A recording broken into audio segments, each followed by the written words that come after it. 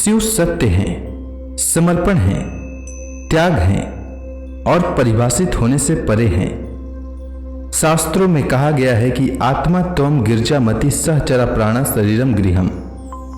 जिस तरह सत्य और शक्ति एक दूसरे के बगैर अधूरे हैं, जिस तरह आत्मा और मन के बगैर शरीर जागृत नहीं हो सकता, उसी तरह शिव और पार्वती की एक दूसरे के बगैर कल्पना नहीं की जा सकती है।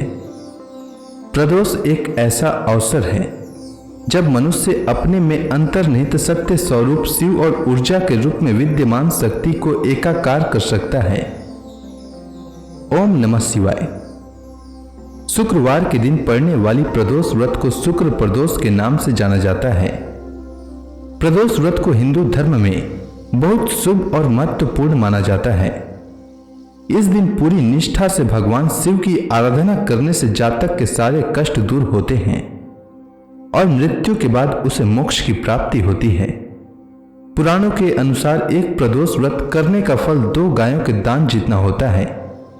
इस व्रत के महत्व को वेदों के महाज्ञानी सूत जी ने गंगा नदी के तट पर शौनक आदि ऋषियों को बताया था। उन्होंने कहा था कि कलयुग में जब अधर्म का बोलबाला रहेगा, लोग धर्म के रास्ते को छोड़कर अन्याय की राह पर जा रहे होंगे, उस समय प्रदोष व्रत एक माध्यम बनेगा जिसके द्वारा वे शिव की आराधना कर अपने पापों का प्रायश्चित कर सकेंगे और अपने सारे कष्टों को दूर कर सकेंगे।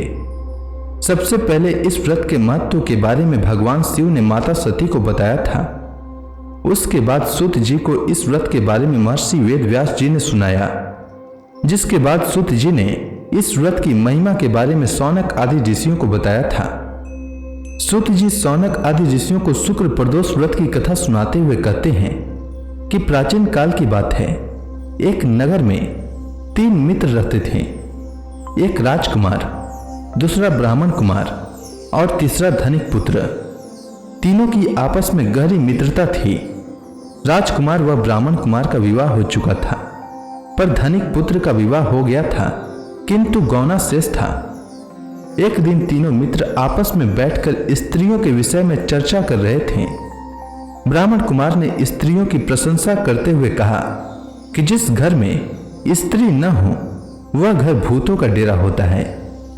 धनिक पुत्र ने यह सुना तो तुरंत ही अपनी पत्नी को लाने का निश्चय किया और घर जाकर अपने माता पिता के समक्ष अपनी पत्नी को लाने का प्रस्ताव रखा।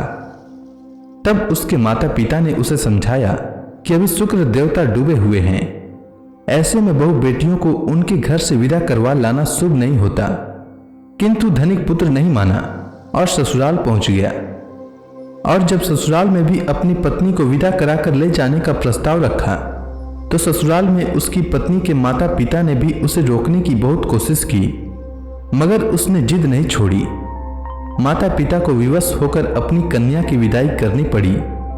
ससुराल से विदा हो पति पत्नी नगर से बाहर निकले ही थे कि उनकी बैलगाड़ी का पहिया अलग हो गया और एक बैल की टांग टूट गई। दोनों को काफी चोटें आई, फिर भी वे आगे बढ़ते रहे। कुछ दूर जाने पर उनकी भेंट डाकुओं से हो गई। डाकू धन धान्य लूट ले गए। दोनों रोते पीटते घर के तरफ आगे बढ़ते रहे। रास्ते में पैदल चलते चलते दोनों काफी थक गए, पर किसी तरह गांव पहुंचने ही वाले थे कि उन्हें प्यास लग गई। दोनों गांव के समीप तालाब के किनारे बैठकर पानी पीने लगे। तभी अचानक वहां एक सांप आया और धनिक पुत्र को डस लिया और धनिक पुत्र वहीं गिरकर मूर्छित हो गया। यह सब देख उसकी पत्नी चिल्लाते हुए गांव के लोगों को मदद के लिए बुलाई। तब गांव के लोग आए और उसे उठाकर उसके घर तक पहुंचा दिया। पुत्र का यह हाल देख उसका पिता दौड़कर वैद्य के पास गया और वैद्य को बुला लाया। वैद्य ने निरीक्षण के बाद घोषणा की कि धनिक पुत्र 3 दिन में मर जाएगा। धनिक पुत्र को सांप ने डस लिया। यह समाचार पूरे गांव में जंगल की आग की तरह फैल गई। जब ब्राह्मण कुमार और उसके पिता को यह समाचार मिली तो वे दौड़ते हुए धनिक के यहाँ पहुंचे। ब्राह्मण कुमार के पिता ने धनिक को शुक्र प्रदोष व्रत करने का परामर्श दिया और कहा, इसे पत्नी सहित वापस ससुराल भेज दे। यह सारी बाधाएं इसलिए आई है क्योंकि आपका पुत्र शुक्रास्त में पत्नी को विदा करा लाया है। यदि यह वापस ससुराल पहुंच जाए तो यह बच जाएगा। धनिक ने वैसा ही किया। उसने शुक्र प्रदोष व्रत रखा और भगवान शिव की विधिवत पूजा किया और धनिक कुमार को पत्नी सहित ससुराल भेज दिया। ससुराल पहुंचते ही धनिक पुत्र की हालत ठीक होती चली गई। कुछ दिनों के बाद धनिक पुत्र पूरी तरह स्वस्थ हो गया। शुक्र प्रदोष के महात्म्य से सभी घोर कष्ट टल गए। अतः मनुष्यों को शुक्र प्रदोष व्रत अवश्य करना चाहिए। इस कथा को सुनने और सुनाने से सभी प्रकार के पापों का नाश होता है तथा जीवन में आने वाले कष्ट टल जाते हैं।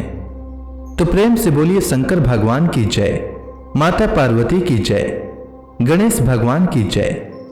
अगर आपको यह कथा अच्छी लगी हो तो कमेंट सेक्शन में ओम नमः शिवाय लिखना न भूलें।